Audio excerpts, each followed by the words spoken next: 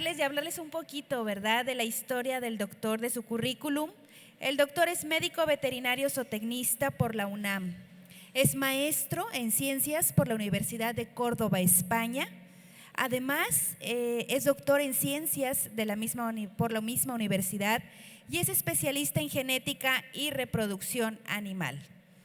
Es profesor investigador en la UNAM, Facultad de Medicina Veterinaria y Zootecnia. Es consultor en el área de bienestar animal, donde ha hecho investigaciones en México y donde ha sido pionero en la rama. Hoy nos va a impartir un tema muy especial titulado Bienestar animal en las unidades de producción en confinamiento en México. Un fuerte aplauso para el doctor Danilo Méndez. Bienvenido, doctor.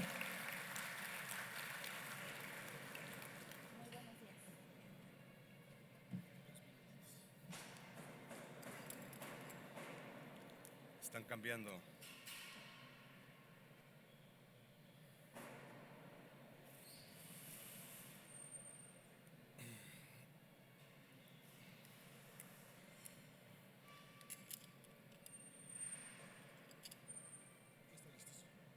Hola.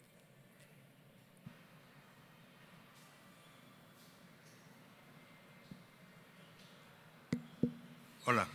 ¿Se escucha bien? Sí.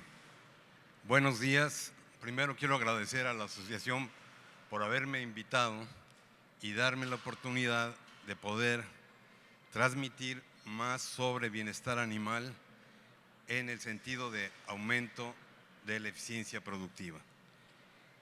Actualmente soy punto focal en bienestar animal por la OIE, o sea, cada país tiene un representante en los temas de interés de la OIE y uno de los temas de interés es bienestar animal. Quiero que vean esta foto, esta que está aquí en el panel, y luego de la charla que la puedan criticar ampliamente y vean todos los defectos que tienen de falta de diseño en el sentido de bienestar animal.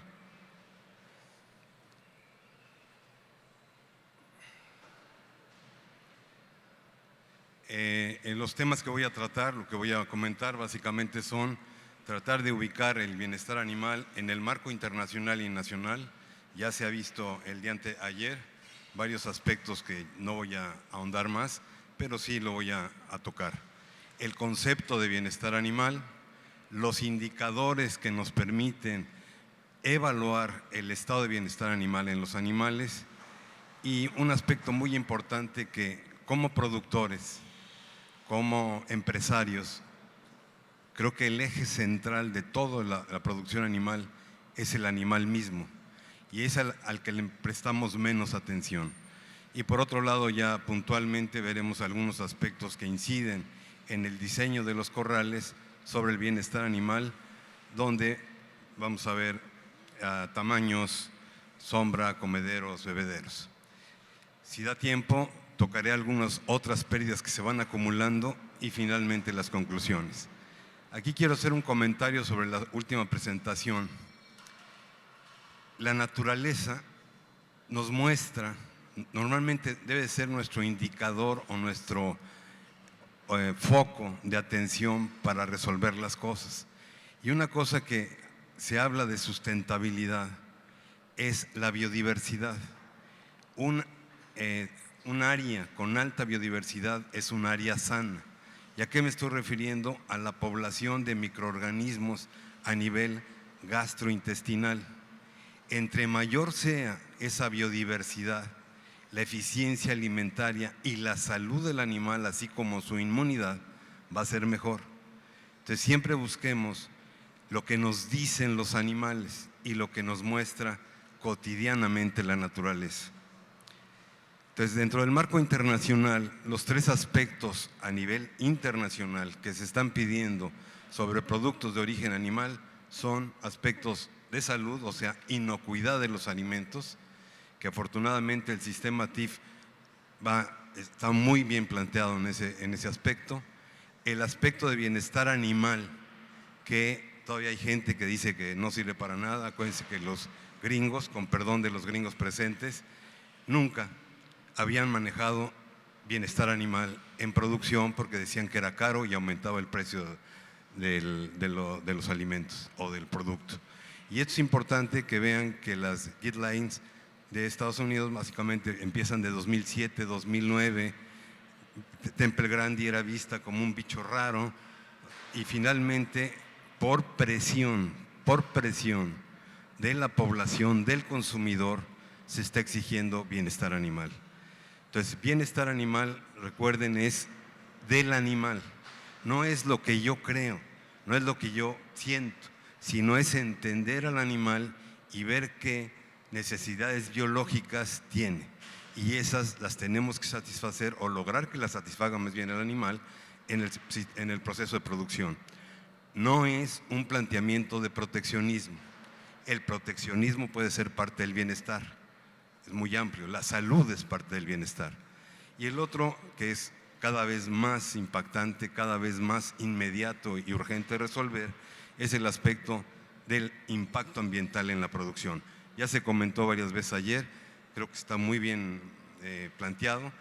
Entonces, es importante no solo no provocar daño, sino recuperar el medio ambiente, porque esto básicamente nos va a garantizar la sobrevivencia. Acuérdense que en el experimento de la naturaleza, la especie que tiene que desaparecer, que no funcionó, es la humana. Pero pues, ¿quién dice yo, no? Entonces, a nivel internacional, aquí les estoy mostrando, hay muchas presiones o muchos planteamientos de regulación y de normalización. Tenemos regulaciones gubernamentales, como la Unión Europea tiene una legislación unificada de bienestar animal, cadenas de supermercados, que la primera prácticamente que empezó fue McDonald's, pidiendo ya productos de origen animal con bienestar animal. O sea, se adelantó a los planteamientos o las normativas estadounidenses. También tenemos organismos privados que privilegian o que venden como marca estas características de bienestar, organizaciones de productores y organizaciones intergubernamentales, como son las recomendaciones de la OIE para todos los países miembros, que son 182 países. Dentro del marco nacional, ya lo comentaban ayer, tenemos que estar muy claros dónde estamos, qué país somos. Y entonces el 60% de la población mexicana está subnutrida y 22 millones además, dentro del 60%, están abajo de los índices de pobreza. O sea, cuando dicen la Human Society, un día sin carne, a mí me encantaría que todos los mexicanos tuvieran un día con carne por lo menos, ¿no? Entonces, hay 22 millones abajo de estos niveles. Hay demandas internacionales de exportación, y aquí luego lo voy a comentar, pero es importante que entre más características tenga un producto que podamos vender, más posibilidad de mercadeo tenemos. El respeto obviamente a los animales, la seguridad alimentaria, tanto como una estrategia de seguridad nacional como de pacificación social. La sustentabilidad, que ya se mencionó, o sea, el impacto al medio ambiente. El tratado, lo que presionó el Tratado de Libre Comercio, que parece que nadie está a gusto con él, pero ya fue desde 2007. Los otros planteamientos, la presión de los orgánicos y las implicaciones que del consumidor. El consumidor ya está diciendo: yo soy el que lo voy a comprar, yo soy el que lo voy a consumir, y ya está marcando las pautas. Entonces, todo esto para los ganaderos obviamente constituye un reto, y un reto que más que los apesumbre, los estimule. Entonces, aquí nada más quiero mostrar la línea que me comentaba ya el director de FIRA. Aquí es hasta 2014, cómo ha decrementado la población de bovinos al 2014, bajando en un 6% desde 2008 a 2014. Y cómo se ha ido incrementando la producción de aves. Aquí está la disponibilidad per cápita, también se ha decrementado y se ha incrementado fuertemente las aves. ¿Esto por qué? fundamentalmente en México es precio, o sea, precio de carne. Hablamos de un México muy diverso, muy multiétnico, y entonces aquí en el norte todavía se aprecia en la carne la grasa, porque le da gusto, pero en el sur no se come la carne, la grasa. ¿Por qué? Porque es cara si lo compran a precio de carne. Entonces, las otras dos líneas que ven allá intermedias es en gramos, que son los de ovinos y caprinos. Esta de aquí, perdón. Esta y esta son de ovinos y están en esta línea de gramos. Esto es un poco situarnos en una problemática nacional e internacional. Hablando del concepto del bienestar animal, la Organización Mundial de la Salud, la OIE, ya lo ha definido, que es el estado en que un animal satisface o tiende a satisfacer sus necesidades biológicas frente a los cambios del entorno. Este entorno que normalmente es que va a ocasionar un grado de fracaso o de éxito y que está determinado fundamentalmente por los humanos. Entonces, es un concepto relativo, no es un concepto absoluto. Y estas necesidades biológicas que tiene el animal que satisfacer son necesidades a veces inelásticas en algunos aspectos y a veces más elásticas, pero básicamente son necesidades de salud, fisiológicas, de comportamiento y mentales. O sea, son prácticamente como nosotros.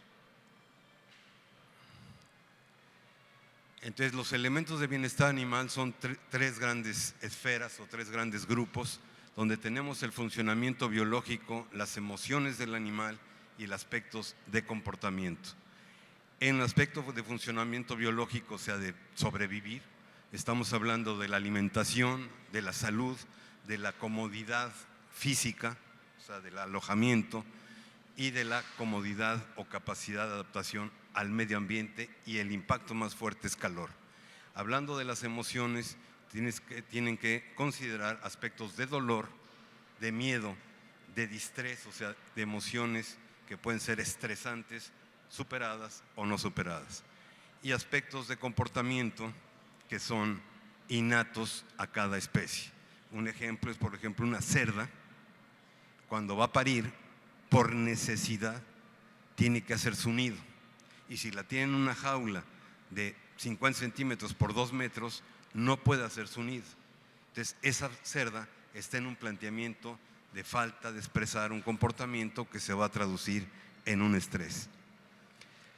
Por otro lado, los ejes del bienestar animal, tenemos que considerar 3 aspectos fundamentales: las instalaciones, los operarios o el manejo y los animales. Los animales, lo que acabamos de mencionar hace un momento, los operarios que sepan manejarlos, o sea, que estén capacitados, y las instalaciones que estén diseñadas en función del animal, no de que copie de modelos de otros países y los hago idénticos desde Sonora hasta Yucatán, y son condiciones totalmente diferentes, y eso va a ocasionar problemas de falta de crecimiento. Entonces, como conclusión de esta parte, el bienestar no es proteccionismo, y el bienestar desde el punto de vista animal, producción animal, es mejorar la productividad, ¿sí?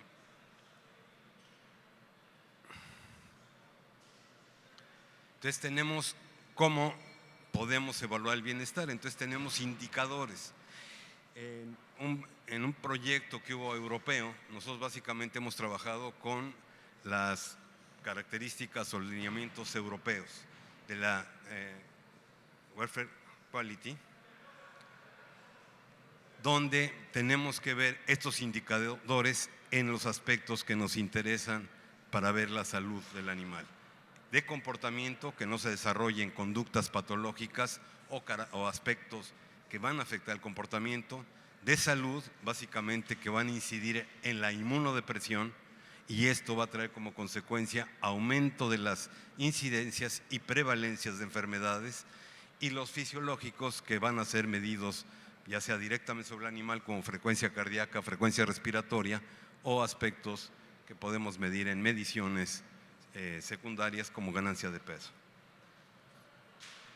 Entonces, que quede claro que el término bienestar es un término relativo que puede ser muy bueno o que puede ser muy pobre. Esto de bienestar, el punto central es el estrés. Y entonces cuando tenemos muy buen estado o nivel de bienestar, estamos hablando de un funcionamiento normal, estamos hablando de un sistema inmune competente, ¿sí? Una reproducción adecuada. A medida que va bajando el nivel de bienestar, empezamos a tener aspectos negativos como disminución de la inmunidad, crecimiento y reproducción afectado, hasta, si está muy malo, aspectos básicamente que van a reflejarse en crecimiento, en morbilidad y hasta en mortalidad. Este es el programa donde hemos trabajado mucho, es mucho más amplio que lo que plantean en otros países, esto es el europeo, donde no sé si ustedes se acuerdan de las 5 libertades, que luego no había cómo cogerlas porque no, ¿cómo lo explico? Entonces, a partir de esas 5 libertades se siguió trabajando y se sacaron 4 principios de bienestar que son buena alimentación, buen alojamiento, buena salud y comportamiento apropiado. Y cada uno de estos principios tiene criterios, entonces son 12 criterios que a su derecha van a ver cuáles son los indicadores para evaluar esos criterios. Entonces, con esos criterios podemos hacer un diagnóstico del estado de bienestar de los animales, con indicadores medibles, no subjetivos. Aquí el planteamiento es evitar la absoluta subjetividad, que es lo que hacen normalmente los proteccionistas, que es como su hermanito o su hijo, y les dan besos en la boca. Entonces, materia prima, bovino. Conozcamos al bovino y vamos a ofrecerle las mejores condiciones para que pueda producir mejor. Entonces, los bovinos, como nosotros, sistema nervioso central, mamífero, los mismos mediadores químicos, las mismas áreas en el cerebro, pues van a tener aspectos muy desarrollados de órganos de los sentidos y de comunicación entre ellos. Los bovinos son gregarios, entonces siempre hay que manejarlos en grupo, sincronizan su comportamiento, normalmente la hembra más vieja es la que marca pautas de comportamiento, les gusta la rutina, entonces cambiar trabajadores o cambiar lugar, cosas de manejo los van a afectar, y siempre mantienen la comunicación entre ellos. Otro aspecto importante son características de los sentidos, o sea, ven igual que nosotros, bueno, no igual, ven, y vamos a tener que su vista, como son animales depredables, van a tener una vista que les permita ver en amplitud el acercamiento o el posible riesgo de un depredador. Entonces tienen una gran visión monocular, o sea, pueden ver atrás, no van a ver con detalle, son miopes. Entonces su vista binocular, que es la que tiene un depredador que tiene los ojos enfrente como nosotros, es de profundidad y de exactitud. A él no le interesa ver si es un tigre azul o negro, es algo que me puede cepillar, tengo que huir. Ya luego verá si se equivocó, pero primero es sobrevivencia. Entonces, son miopes. ¿Esto qué significa? Que no ven. Por eso el diseño de instalaciones, la inclinación de las rampas y la cantidad de luz es sumamente importante, porque si no ven se paran, y si se paran el operario lo va a lastimar o lo va a arrear. Luego no tienen vista nocturna adecuada a las vacas y tienen alguna limitación en la percepción de colores. Colores importantes que debemos usar, no conviene nunca blanco porque son reflejantes, pero sí tonos tenues de verde o azul. El olfato es muy sensible, reconocen a 25 metros una persona por el olor, por eso hay que bañarse de vez en cuando, pero sobre todo perciben las ferormonas, y esto es muy importante. Si hay un manejo agresivo, el animal se asusta y libera la aldostona. La aldosterona es una hormona que se libera cuando se asusta. Y esa aldosterona sale por la sangre y va a ser eliminada por la orina, por las heces y por el sudor. Entonces, si en un corral o en un vehículo hubo miedo y los animales mearon y cagaron, van a dejar esa ferormona. Entonces, al subir los animales de otro lugar, se van a asustar. Entonces, eso es importante que lo entendamos. O sea, nosotros tenemos una capacidad olfativa muy limitada, igual que la auditiva. El oído, de mucha frecuencia, de 8 a 35,000 hercios es intensidad, y decibeles, que es el volumen, no debe rebasar nunca 85 decibeles. Un chiflido, por ejemplo, un grito, está arriba de 90, 95, 120. Entonces eso los pone muy nerviosos. ¿Y qué es lo que pasa? Pues se convierten en animales mucho más agresivos y aumenta su frecuencia cardíaca y respiratoria. Esto está impactando en ganancia de peso. En un hato de bovinos ferales en Escocia, que es el del Dr. Hall del 90, son animales que están libres, que eran domesticados y los dejaron libres. A los muchos años evaluaron comportamientos y vieron que los hatos naturales que se formaban era de 40 a 50, 60 animales. Era un dato jerárquicamente estable, ¿sí? Entonces, este es un indicio: no hagamos corrales de mayor capacidad. ¿Por qué? Porque siempre van a estar constantemente jerarquizando y constantemente en peleas y constantemente en comportamientos aversivos. Igualmente nos puede servir para el tamaño del camión, o sea, que sea corral por camión, y nos quitamos de problema de mezcla, que es uno de los principales problemas. En aspecto de comportamiento de los animales en grupo, porque hay comportamiento individual y comportamiento en grupo o social, vamos a tener que la conducta individual es básicamente locomoción, alimentación y descanso. Entre más caminen, más gasto de energía. Entre menos coman, menos oferta de nutrientes. Y entre más descansen, más aspecto de tranquilidad y crecimiento tienen. Entonces tenemos que tener claro cuáles son necesidades de, o cuánto tiempo tienen que estar echadas, cuánto tiempo tienen que estar, cuánto tiempo duermen, y esto obviamente va a incidir en las características del corral, de depredadores y de manejo. La hora del día, la temperatura. En aspectos de conducta social vamos a ver el incremento o decremento de interacciones agonistas, o sea, de tipo afiliativas, contrarias y afiliativas. Entonces aquí pueden ver aspectos de descanso y del amido, de afiliativo, que nos está hablando de un hato jerárquicamente estable.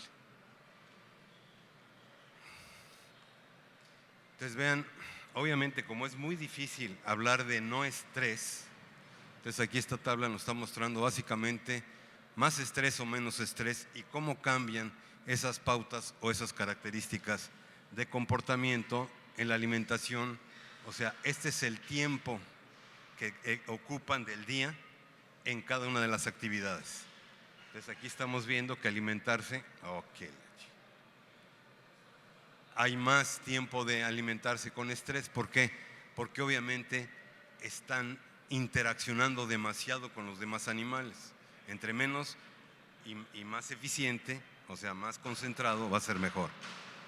Beber, tienen más tiempo bebiendo por este mismo gasto de energía, por este mismo producción de calor, más desplazamientos, descansan más de pie que echados, o descansan menos, en pocas palabras, ¿sí?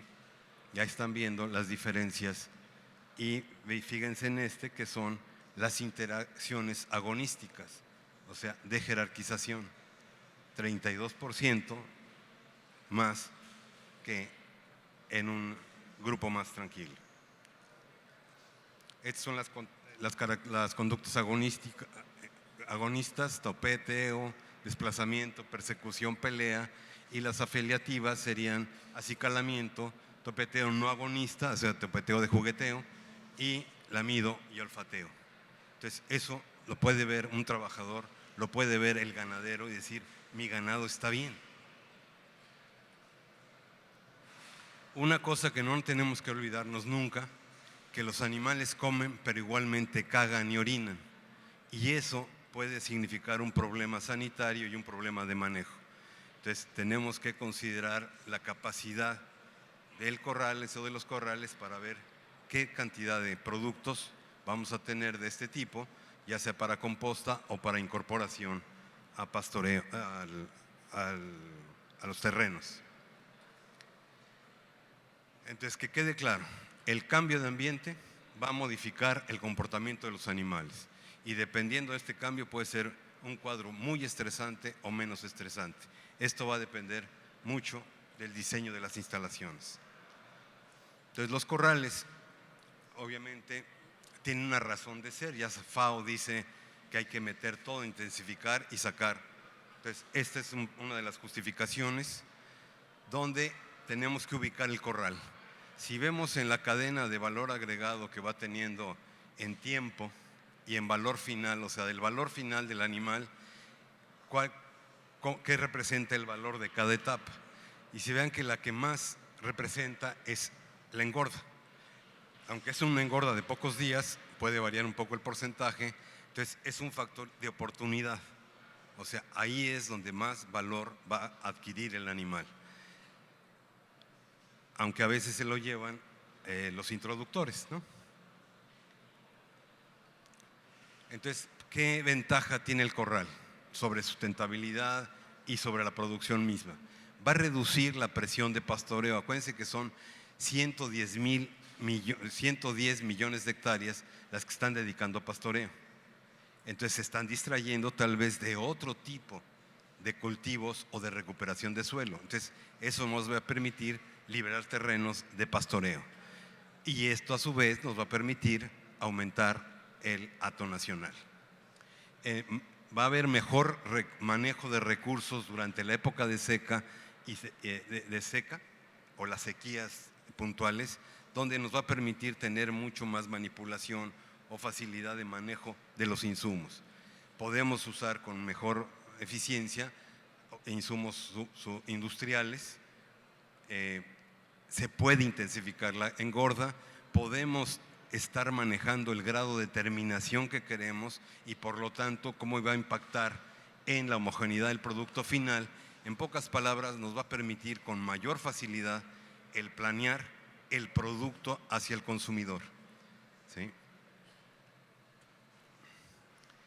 O sea, en conclusión podemos decir, va a permitir mayores ganancias de peso, mejor eficiencia en la alimentación, una mayor o elevar la producción de carne y sobre todo jugar y manipular la calidad de la carne.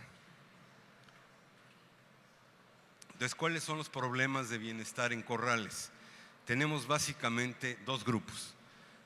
Los que están en el aspecto del medio ambiente, instalaciones que son calor, estrés al calor, calidad del aire, polvo y pisos, lodo.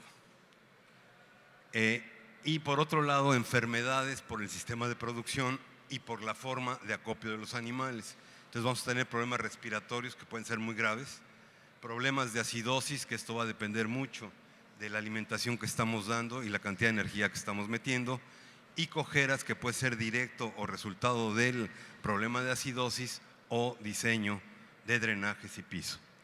Todos estos nos van a perjudicar significativamente la producción. Entonces, hablando del corral, estamos hablando, uno, tiene que ser un diseño etológico. ¿Qué necesita el animal? Él es el que va a estar en el corral, él necesita poder expresar lo que ya mencionamos, sus necesidades o obtener de salud, comportamiento y mentales. Entonces tiene que minimizar el estrés de los animales, facilitar la labor de los operarios. Recuérdense que hay tres principios de la vida. La vida se ha mantenido por ahorro de energía, mínimo esfuerzo y máxima eficiencia. Entonces, facilitar la tarea del operario es importante. El operario va a hacer lo que menos trabajo le cueste. Y si la instalación le dificulta el trabajo, lo va a hacer mal siempre. Ejemplo, diseño de bebederos. Si ese bebedero no es fácil de limpiar, ese bebedero siempre va a estar sucio. Va a permitir alimentar a los animales eficientemente, debe de permitir un alojamiento cómodo para que puedan descansar, ya sea de pie o echados, y bien drenados para que no tengan problemas de patas. Y obviamente protección del medio ambiente. Por eso les digo otra vez, vean esta foto y vayan viendo qué hay que arreglar en esos corrales. No me voy a detener mucho en detalles, porque la presentación se las darán, pero sí quiero resaltar algunas cosas. El tamaño por corral, ¿sí? Podemos echar cuentas y luego ver cuánto vamos a perder, cuánto van a ganar, o sea, tenemos que estar midiendo. Entonces, esto es importante también porque nos va a mejorar o nos va a facilitar el manejo, nos va a permitir separación por lotes más homogéneos y va a incidir con el transporte, o sea, camiones para carga o para descarga, que sean el mismo grupo de animales. Ya esto del tamaño varía muchísimo, esto es muy variable porque depende del lugar de México, el lugar medioambiental, si es piso de tierra o piso de cemento, ¿sí? Pero aquí estamos hablando de rangos. Y otro aspecto muy importante es que de preferencia debe de ser el frente más amplio que la profundidad. Eso permite al operario o al ganadero ver con más facilidad el estado de todos los animales. Si es muy profundo el corral, no lo van a ver y van a quedar siempre animales rezagados. En cambio, si lo estamos viendo muy cerca, podemos tener más elementos de juicio para cualquier cambio. Entonces, obviamente, dependiendo, yo ya estoy sudando, por ejemplo, ya hay aire acondicionado, entonces es muy importante la ventilación, es muy importante la protección del aire para el polvo, cortinas de árboles, por ejemplo, los canales de drenaje. La última, hace 2 veces que estuve en Monterrey, pues se había inundado el río, entonces uno dice, eso nunca pasa, ya pasó.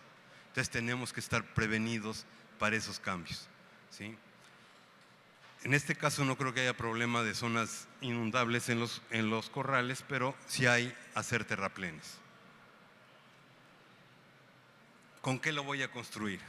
Y aquí es importante ver estos dos aspectos: colores y material físico. Independientemente de qué vamos a hacer, este material físico me estoy refiriendo a aislamiento. Calor es el problema. Entonces aquí tenemos que ver, bueno, ¿qué vamos a usar? Pues va a depender qué tenemos. Lo aconsejable es que dure y que sean materiales de la región. Ahora vamos a tocar más eso. Entonces aquí pueden ver, bueno, materiales de la región.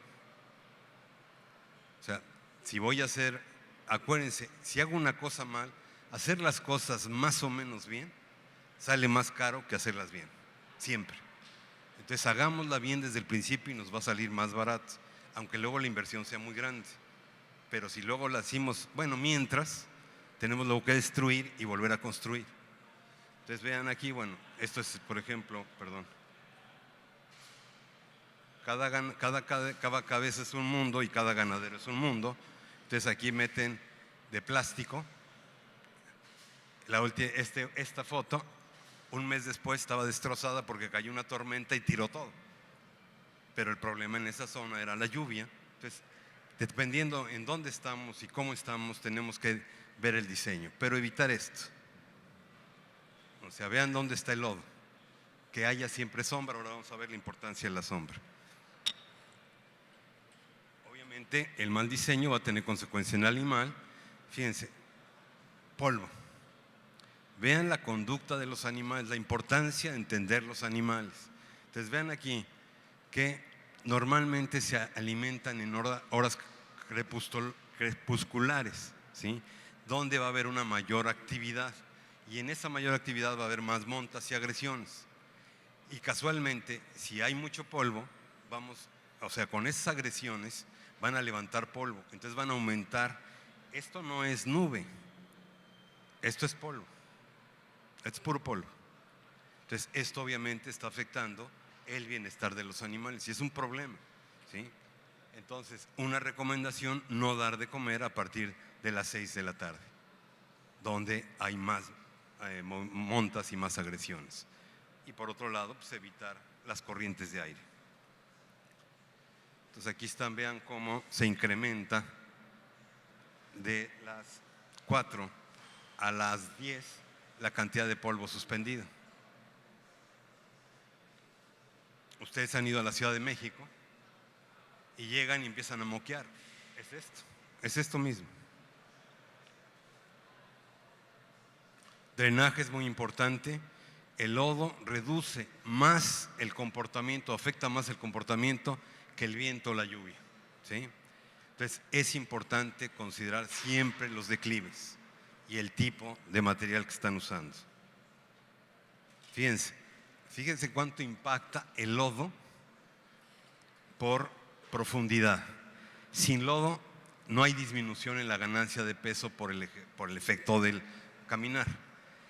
Con el lodo hasta la pezuña ya baja el 7% la ganancia de peso. Con el lodo hasta la caña baja el 14%, hasta el corvejón el 21% y arriba el 28%. Entonces, ¿cuánto nos cuesta hacer un buen drenaje? O sea, con un gasto mayor vamos a evitar esto. Aquí tal vez no sea tanto el problema, pero hay temporadas que sí. Entonces vean esto, parecen que están sembrando arroz, en cosas casi pantanosas, ¿no? Y vean cómo los animales les dice lo que les pasa, ¿no? Factor más importante, yo creo, en México. Acuérdense que en México, toda la literatura normalmente que hay en la formación de veterinarios es de literatura de los países del norte, que son países que no son tropicales, que tienen las estaciones muy claras y tienen el control de los parásitos muy marcado. En México somos tropicales y somos de parásitos todo el año, todo el año. Hay más prevalencia en lluvias, pero todo el año tenemos. Estas son unas cosas que tenemos que considerar. Entonces México, ahí están viendo México, las regiones climáticas, aquí las más importantes y donde está el ganado, pero el 57% del territorio nacional, y normalmente es donde hay más corrales de engorda, es árido y semiárido. Temperatura alta, seco. Entonces, en la temperatura es un problema serio. Y aquí quise poner esta gráfica para nada más hacer un recordatorio importante. O sea, la Tierra es redonda y el Ecuador es el centro. Ahí los días prácticamente no cambian. Los trópicos cambian un poquito, estamos en el trópico. Entonces vamos a tener más incidencia de calor y más incidencia de rayos. Entonces, ¿cuáles son los rayos que nos interesan? Estos tres. Y aquí están los rangos de longitud de onda. El rayo, entre más corto es la longitud de onda, es más energético. El rayo más energético que nos interesa son los ultravioleta, que son abióticos, son los que dan cáncer de piel, pero que nos sirven para mantener la sanidad del piso de los corrales. Entonces es importante que durante unas horas del día dé el sol a todas las partes del piso, principalmente cercanas a los bebederos, que son las más húmedas. Los rayos de colores, los lumínicos, son los que nos permiten ver los colores, pero ahí es importante que la gama hacia rojos tiene rayos infrarrojos, o sea, rayos calóricos. O sea, venir de blanco o estar como en Yucatán, la ciudad, o Mérida, la ciudad blanca, es que estamos reflejando una gama de rayos de 7.000 a 7.500, 8.000 Armstrongs de longitud de onda. Luego siguen más amplios, que son los infrarrojos. Las lámparas, los que han hecho deporte y luego tienen heridas, les ponen unas lámparas infrarrojas para calentar.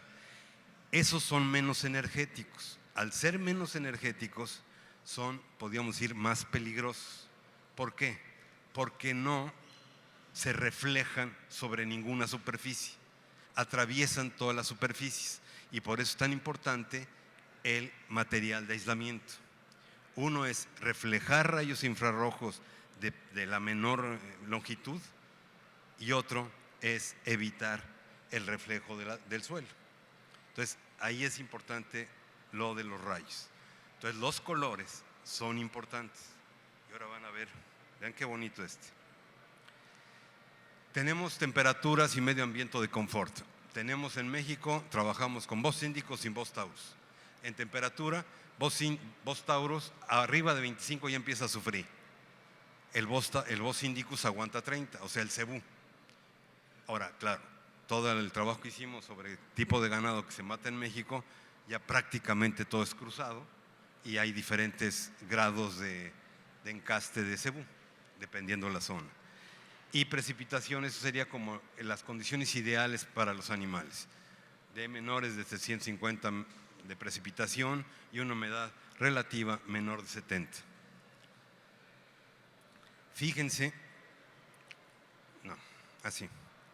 Entonces, fuera de esta zona de confort, se debe de ajustar de cada animal el sistema de termorregulación. Acuérdense, el Bos Taurus del norte, más o menos, ahora no tengo la presión clara, pero más o menos tiene por centímetro cuadrado cerca de 60, 70 glándulas sudoríparas. El Bos Indicus tiene 200, o sea, tiene una gran capacidad de dispersión de calor, también tiene más superficie, o sea, están adaptados a su medio. Los cambiamos de medio, los vamos a hacer sufrir. ¿Se acuerdan la experiencia que tuvo Echeverría con lo de cuando quiso hacer una unidad lechera en Tabasco y mandó Holstein y al mes ya se habían muerto todas? Claro, por la garrapata, por el calor, por el estrés térmico. Bueno, entonces, acuérdense, todo el aspecto de más calor, voy a tener más gasto o costo energético. Voy a redirigir mi energía para el control de temperatura. Por lo tanto, voy a tener mayor consumo, pero no quiere decir que mayor ganancia. Y, por lo tanto, menor ganancia de peso. Aquí nada más es ubicar dónde estamos en cada lugar, ¿sí? Rango, si estamos hablando de Bos Taurus, teníamos que estar acá, y la relación con la humedad, ¿sí?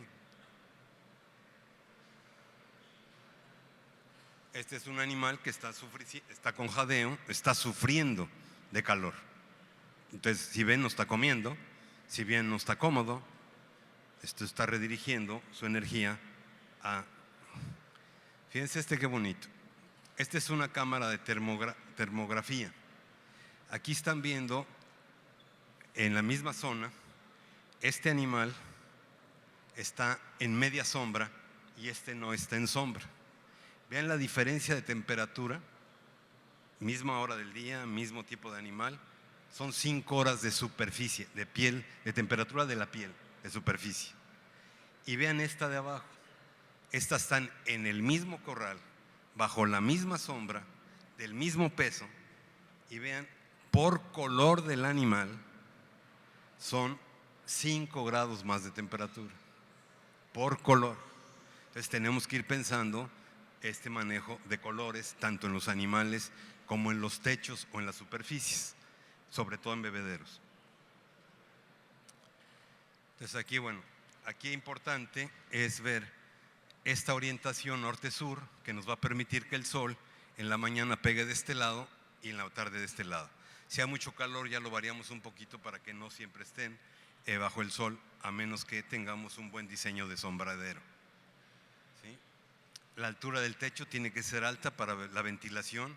Claro, entre más alta, menos superficie de sol vamos a tener, o de capacidad de sombra más bien.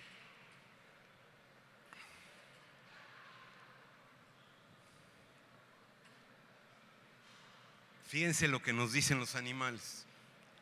¿Qué le están diciendo estas palomitas? ¿Qué necesitan las palomitas? Le están diciendo que tengo calor y se ponen en la sombra de un poste. Ahí había 42 grados. Entonces, si no queremos ver los animales, pues bueno, ya mejor produzcan coches. Vean aquí, ¿qué le está diciendo? Tenemos calor, pero no hay espacio para echarnos todos. Entonces, el área de sombreadero está chica. ¿Sí?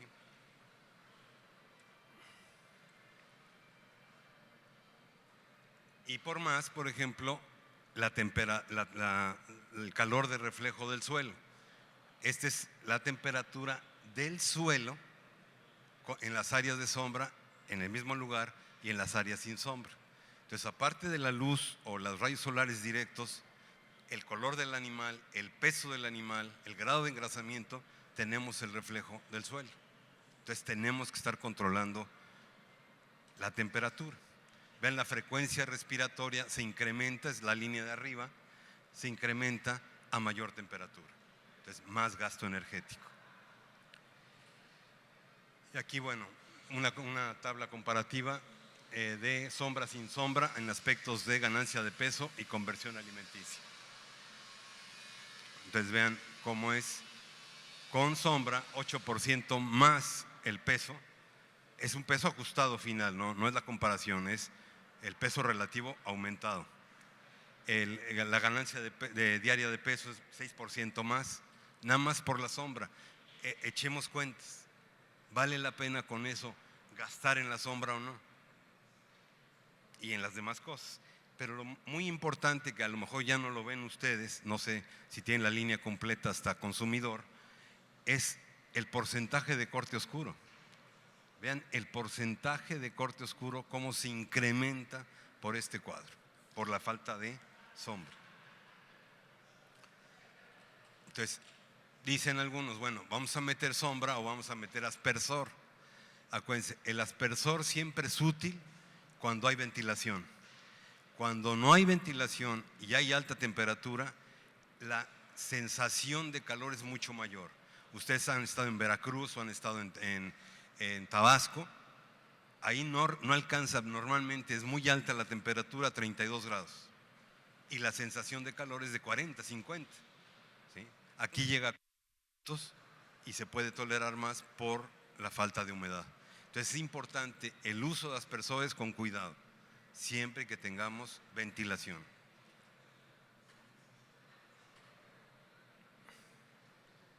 Entonces la sombra mejora la ganancia de peso, disminuye el consumo de alimento, o sea que no vamos a utilizar, y mejora la conversión alimenticia. El comedero, lo único que quiero destacar es esto, que el comedero tenga banqueta, y otro que es importante y lo mencionó el doctor Di Constanzo, el desperdicio que puede haber por tirar el alimento para acá o para acá. Entonces es conveniente que esta pared de este lado, esta que sea alta, para evitar que luego hacen los animales así y se va para el otro lado. Y esta, lo que hay que hacer es darle una inclinación de 15 grados para adentro, de manera que cuando el animal hace así, el alimento regresa, no se cae. Nada más 15 grados en esta pared, para adentro. O sea, hacerla así. Que no dificulte su limpieza. Pero la banqueta es muy importante. Tal vez esto no se utilizara tanto en los corrales de engorda, pero vale la pena que lo veamos. Vean, de animales con el grupo, hay animales dominantes y animales subordinados.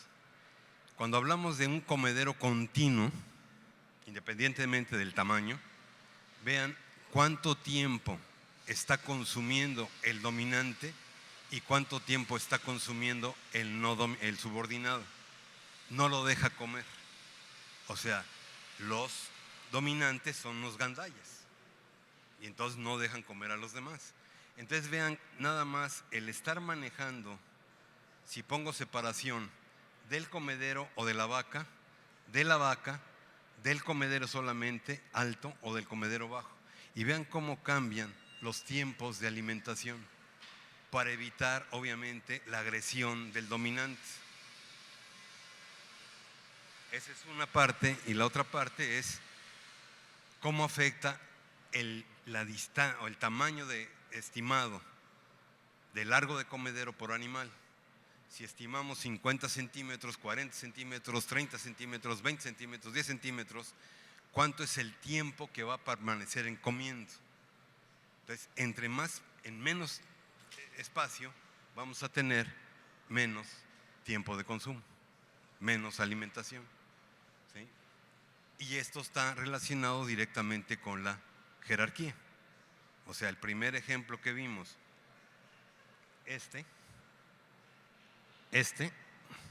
si le damos más espacio, aunque no pongamos las divisiones, podemos esperar esto, ¿no? Entonces, más espacio, más caro. Más divisiones, tal vez más mantenimiento. Bueno, el agua es muy importante y eso va a depender del tamaño del animal, el clima, la etapa productiva del mismo nivel, o sea, el peso, la humedad del alimento, obviamente, y la época del año. Entonces, tenemos que tener siempre esta capacidad de aumentar o disminuir o ofrecer lo que necesitan.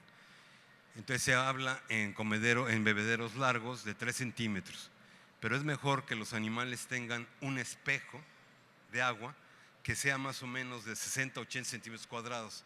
Eso atrae más a beber que bebederos individuales o bebederos muy, muy angostos. Que sea poco profundo el bebedero, que permita su limpieza. Pero lo más importante es que el agua que ofrezcamos sea lo más fresca posible, limpia y fresca. En Sinaloa, la otra vez me meto a medir el agua, 32 grados, o sea, es como si estuvieran tomando un té. Entonces, esto no sirve y va a dificultar o va a ayudar a la presentación de acidosis. Entonces, consumo de agua fresca, importante. Por lo tanto, ¿cómo mantenemos la temperatura del bebedero? Hay que meterle sombreadero al bebedero. Sombreadero que le permita que el sol incida alrededor del bebedero para los rayos ultravioleta y la temperatura de seque, si no van a hacer un lodazal. Entonces, vean, agua limpia. O sea, un principio en bienestar animal. Si ustedes no son capaces de tomarse esa agua, no se la den a los animales, ¿sí? Entonces díganme, ¿con qué quieren mezclar esto? ¿Con whisky? ¿O un jugo verde? Entonces eso es Entonces tenemos que tener, fíjense este tiene sombra pero va en el suelo. Entonces aquí nunca le da el sol a la base del bebedero porque está en mal lugar, está mal orientado, ¿sí? Entonces vean aquí, sin sombra y todo, cómo está el encharcamiento. Entonces el lodo que teóricamente no tienen, podían tenerlo localmente, ¿no? Puntualmente. ¿Qué pasa con este tipo de bebedero? El material, o sea, que sea un material aislante. La única superficie que refleja rayos infrarrojos, es el aluminio pulido. Yo no sé si acuerdan los más viejitos, los autobuses y los aviones, todos eran plateados. Cuando empezó a desarrollarse más eficientemente el aire acondicionado, ya los pintan de cualquier color. Ahora que salgan de aquí, vayan tocando los coches y vayan viendo la relación de temperatura por color del coche. Y es importante esto, ¿por qué lo digo? Bueno, esto es de acero inoxidable. Aquí van a ver, aquí al lado, esos tambos de bebedero negro, ha de ser para hacer chocolate, yo creo, no sé. Entonces, esos claro, son baratos, son resistentes, pero fíjense en las orillas, es difícil de lavar. Pongan al trabajador a lavarlo, no lo va a lavar bien. Entonces, tiene que ser poco profundo y que sea fácil de lavar y que mantenga la oferta de agua constantemente. Acuérdense, su materia prima son los animales. Consientan a los animales, como a su mujer. Entonces vean las condiciones. Ahí le está diciendo, ese bebedero está bien. Lo están viendo, ese bebedero no está bien. Pero me va a durar toda la vida. Claro que te va a durar toda la vida, pero te va a costar carísimo porque estás disminuyendo la ganancia de peso. Y importante que siempre tengan mantenimiento. Entonces, indicadores de salud importantes: aumento de enfermedades. ¿Cómo lo voy a ver? Tratamientos y gasto de medicamentos, ¿sí? Directamente, ¿no? Y bueno, pueden ser desde cosas muy elementales como son desórdenes respiratorios, tos, estornudo. O sea, cada vez que pasen por sus corrales, oigan y vayan viendo si hay animales tosiendo, animales estornudando. Es importante, le está diciendo rápidamente que hay que puede haber un problema. Desórdenes digestivos, pues diarrea. Acuérdense que hay diarrea subclínica, aunque en bovino es más difícil verla, que es cuando las heces son, sin ser líquida, es más acuosa, pero en bovino es más difícil. Y la morbilidad y mortalidad: ¿cuántos animales tengo que matar de emergencia? Entonces, ¿cómo participan las enfermedades? El 85% de cuadros de enfermedad en corral son respiratorios. Esto puede variar dependiendo de la alimentación, que puede ser problemas digestivos. Acuérdense, problemas digestivos, acidosis, va a repercutir en patas, laminitis, ¿sí? Además de timpanismo, otro cuadro que ya es más puntual. Pero a veces, el de la laminitis, no se nota como un cuadro de muchos animales. Entonces tienen que revisar que los animales caminen y ver si cojean o no. Ahora, es muy importante la mezcla de animales. Entonces aquí están viendo problemas de patas, ¿sí? Vean aquí estos chancludos que le llaman. Entonces, ¿estos qué pasa? Pues que van a tener dificultad de caminar, y entonces no van a expresar bien, no van a comer bien, no van a descansar bien. Ustedes cuando tienen callos, no quieren caminar. Bueno, y ni cuando no tienen tampoco. Pero aquí vean, fíjense, este es interesantísimo porque es un problema grave en México. Animales que llegan al corral en primer momento y los recibimos. Entonces, si el primer día de entrada y vengan tocados, vengan enfermillos, vamos a encontrar que el primer día ya dejan de consumir el 20%, ¿sí? Ya nada más consumen el 80%. 5 días ya estamos en menos 42. O sea, lo que nos cuesta traer a los animales en malas condiciones. Bueno, aquí costos: pérdidas por mortalidad, que serían muy dramático, pero pérdidas por tratamiento, aumento de mano de obra o pérdidas en la producción. Otras pérdidas, esto ya lo último prácticamente, que se suma a todo, es el transporte. De Campeche a Tijuana o de Campeche a Monterrey, de Veracruz, estamos en tránsitos muy largos, que más o menos estamos en rangos de 15 al 30% de pérdida de peso. Pero esa pérdida de peso llega al corral y se recupera más o menos 1% diario. O sea, si un animal perdió el 20%, nos vamos a tardar 20 días en recuperarlo a su peso original de compra, que ya no los cobró el transportista. Entonces, esas pérdidas a veces no se ven, y eso va a generar encarecimiento de la carne, ¿sí? Entonces, obviamente, las mermas de transporte son varias, y una muy importante, y vean el camión, la panzona que está allá afuera, vean cómo está mal diseñada. Y ya me estaba peleando con aquel. Ojalá, acuérdense que son diseños muy viejos, gringos. Ya los canadienses ya las evaluaron, ya vieron que tienen muchos defectos, pero las seguimos viendo nuevas. Y tienen defectos sobre todo importantes en ventilación y en piso. Acuérdense, aquí hay peceras, aquí hay transporte que puedan ir de pie. Ahora, váyanse a ese transporte de pie, no se agarren y pongan cacurria y orín en el suelo, y van a ver cómo van a ir así, gastando energía para que luego lleguen y están enfermos una semana. Entonces, el diseño de pisos es fundamental. Está corrugado, pónganle caquita y van a ver cómo se resbalan hasta ustedes. Entonces, eso es importante. Otro, la conducción, ¿sí? La época del año. Ya me dicen, ¿por qué lo estás transportando el otra vez en Veracruz? ¿Por qué tan tarde llegas? Porque ya no salimos en la noche porque nos asaltan. Entonces ya el transporte es en el día con mayor calor. Entonces tenemos que tener mejor diseño de vehículos. No hay ninguna empresa en México que haga vehículos para ganado.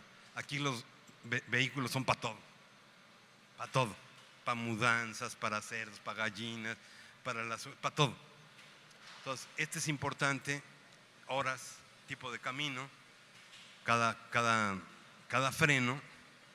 ¿Les cuento un chiste? Hoy no tengo tiempo. Es que como está un tipo, un borrachito, se sube al camión. Entonces, se está subiendo, empieza a buscar el dinero y arranca el camión. Y entonces el borrachito y frena. Y en la tercera dice, oiga, aquí me bajo. ¿Cuál, joven? Si no ha pagado. ¿Cómo? Si me vine caminando. Entonces, eso pasa en los camiones. El animal va a ser así y va así. Entonces, imagínense el desgaste de tensión para no caerse. Entonces, llegan reventados. Entonces, es importante, además, el conductor que va a ver a su novia en el pueblo este, en el otro pueblo, un camión parado con ganado, en media hora sube 5 grados de temperatura al interior, lo que nos cuesta el café del chofer. Entonces siempre, obviamente no nos van a bajar, pero ponerlo en sombra y poner en un lugar ventilado. Y es lo que les comentaba de los tiempos y porcentaje de merma por hora de tránsito. Y esto se modifica totalmente dependiendo del tipo de camino y de la temperatura medioambiental. 1 hora de terracería, el desgaste es lo mismo que 4 horas en autopista.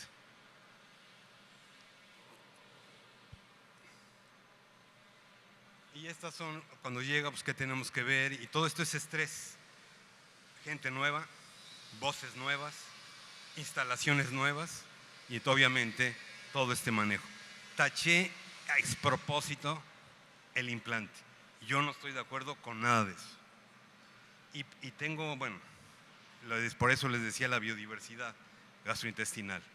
Pero si vamos buscando mercados que paguen mejor, como Europa no acepta eso, de ningún tipo, nada, pero pagan mejor. Entonces accedamos a ese mercado. Fíjense, Chile exporta 1 mes al año a Europa, 1 mes. Con eso le quedan divisas y con esas divisas compra ganado a Argentina para consumo nacional porque no se autoabastece, pero sí es rendimiento exportar. Y exportar de alta calidad, buscar mercados que paguen mejor y además cada vez está más competido. Entonces México tiene muchas ventajas. No tenemos aftosa, tenemos un centro colaborador en bienestar animal, tenemos muchas cosas. Y vean en Matanza las pérdidas, por si fuera poco, cuántas pérdidas añadidas, y eso hace una carne como en la primera gráfica que puse que no puede pagarse. La carne es para los ricos. Entonces hagamos una mejor producción, exportamos, no se exporta el animal completo, la canal, se exportan cortes y lo demás puede tener un precio ya pagado más accesible en México.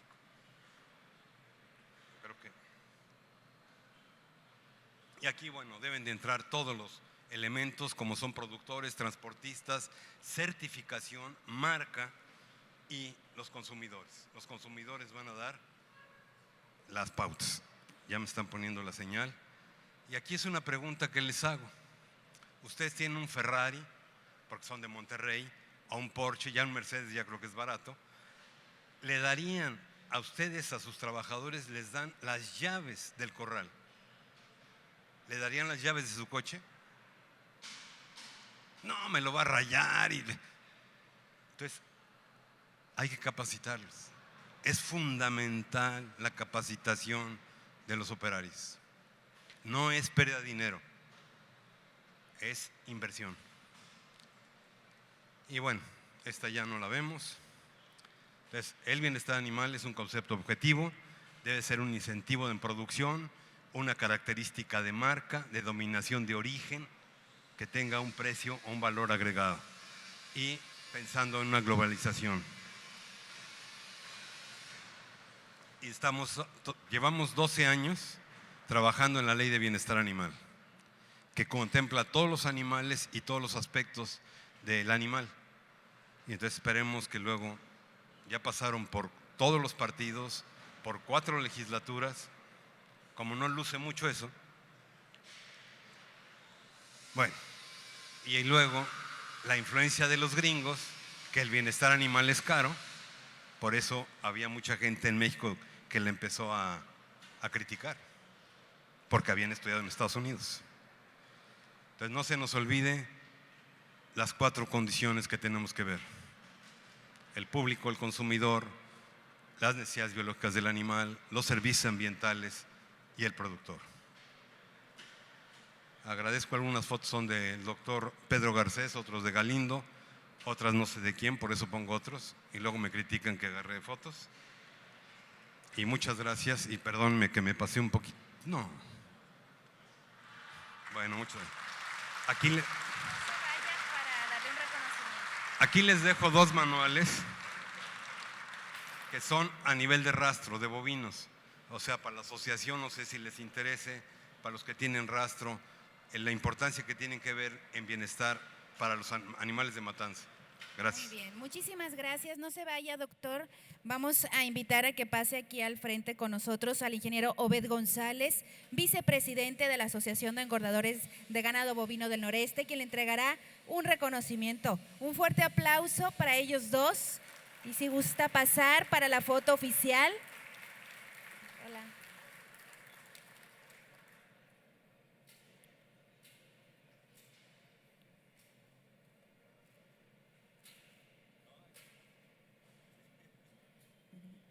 Muchísimas gracias. Gracias, ingeniero Obed González. Gracias, doctor Danilo Méndez, para el recuerdo. Muchísimas gracias. Gracias por su tiempo. Muchas gracias, igualmente. Y bueno, un receso, ¿qué les parece? Un receso de unos 15 minutitos para que tengan la oportunidad de recorrer los pasillos, checar cada uno de nuestros patrocinadores, y en 15 minutos los veo aquí para continuar con este maravilloso foro internacional el día de hoy. Regresamos.